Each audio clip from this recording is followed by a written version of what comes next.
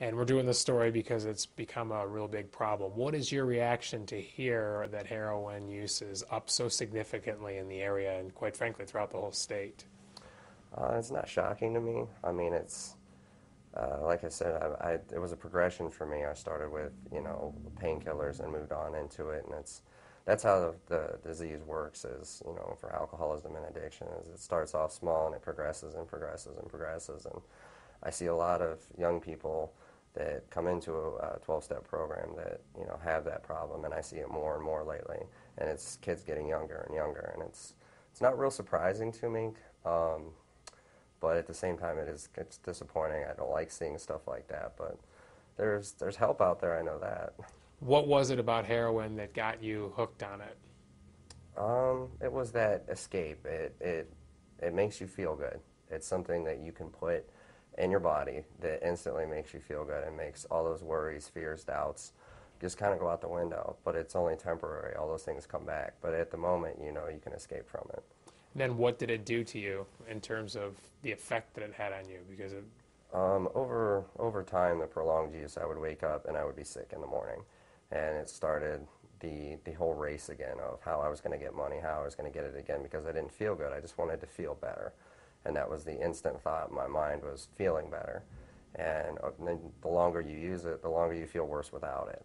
So it just became this cycle that continued to repeat, and I kind of lost time over a while with it. were you trying to achieve that high that you first got when you used it and keep trying to? I think so. The first time I used it, it was pretty overwhelming, and I think you're always chasing that first time. I think that is with heroin or with any drugs, is the first time you try it and you get that euphoria, you want to continue to chase it. Chasing the dragon?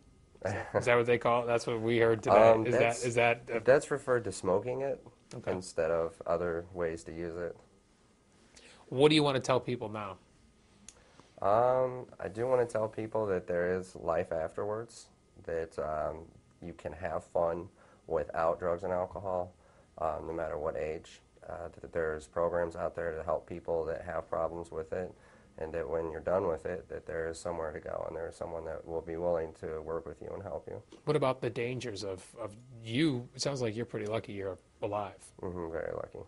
What about the dangers of smoking this, injecting it, however, with a needle?